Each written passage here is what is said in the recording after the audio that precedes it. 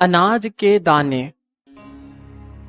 अम्मा चिड़िया ने अपने पंखों में अपनी सारी ताकत भरी, लेकिन उसकी उड़ान ऊंची न हो सकी। तेज हवा का झोंका था और तूफान की शोरिश इस कदर कि इंसान भर घरों के अंदर मुकय्यद थे। अम्मा चिड़िया का तूफानी आफत में सांस लेना महाल हुआ था। मुंह से सांस ले भी लेती, लेकिन मुंह में बच्चों के लिए दाना दनका समेट रखा था। अगर मुंह खोलती तो ये दाने हवा ले उड़ती, फिर हाथ में क्या रह जाता। अम्मा चिड़िया ने नजर उठाकर देखा, चमनिस्तान में सिर्फ 3 दरख्त दूर उसका अपना घोंसला था, जिसमें 4 छोटे छोटे बच्चे उसके मुंतजिर थे। शाम गहरी होती जा रही थी और हवा का जोर टूटने में नहीं आ रहा था। वो चाह रही थी कि वो यहीं कहीं रुक जाए, लेकिन ये तूफान तो पिछले 3 दिनों से मुसलसल था और अब बच्चे भूख से बिलबिला उठे थे। तो अम्मा चिड़िया को अपनी जान जोखों में डालकर घोंसले से बाहर निकलना ही पड़ा। अम्मा चिड़िया को याद आया, रास्ते में कई जगह उसे पानी भी मिला, तो वह हलक में डाल ना सकी क्योंकि बच्चों की भूख का ख्याल हावी था। अब दाना दनका मुंह में था, लेकिन वो पेट न भर सकती थी। रात के अंधेरे में बिजली एक दरख्त पर आ गिरी। दरख्त की सबसे ऊंची शाख टूटी और अम्मा चिड़िया उस बोझ के नीचे दब सी गई।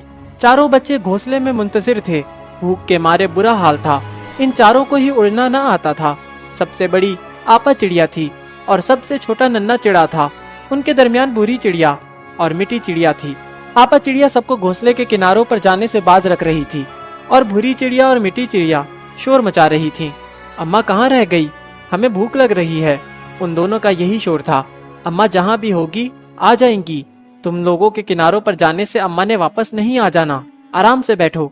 आपा चिड़िया ने दोनों को झड़का। नन्हा फौरन आपा चिड़िया के पैरों से आकर लिपट गया। आपा बहुत भूख लगी है, अब मुझसे सब्र नहीं हो रहा। आपा चिड़िया ने नन्हे को अपने पंखों से थपका और तासुफ से बोली, तुम में से किसी को अम्मा चिड़िया का ख्याल भी है या नहीं?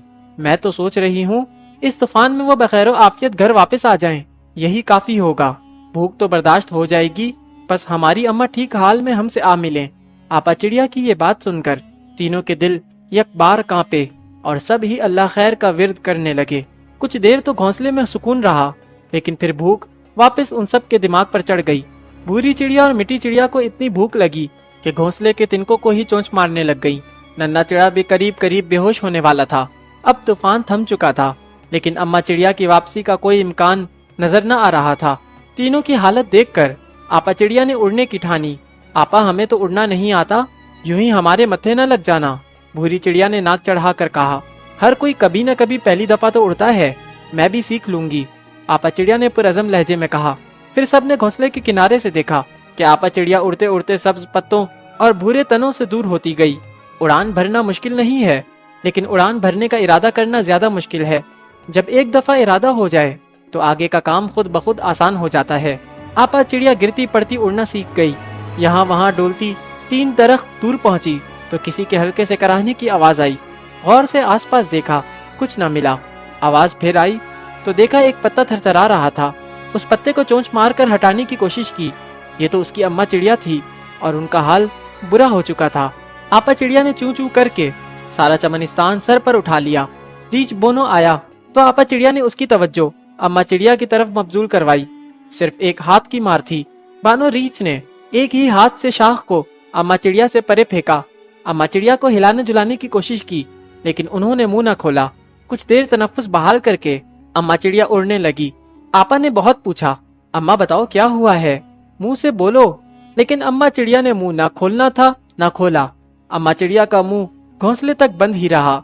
आपा चिड़िया के संग धीरे धीरे उड़ते वो अपने घोंसले पहुंची। उनकी उड़ान ऐसी ही थी जैसे कोई परिंदा अपनी पहली उड़ान भरता है। किनारे से लगे 3 नफूस में जिंदगी भर गई। उनकी भूख में भी तेजी आई, लेकिन अम्मा को देखने का सुकून तमानियत बनकर उनकी आंखों से झिलमिलाने लगा। घोंसले के फर्श पर जब अम्मा चिड़िया लेट गई और तीनों उससे चिमट गए तो अम्मा चिड़िया का मुंह खुला। उसमें अनाज के दाने थे।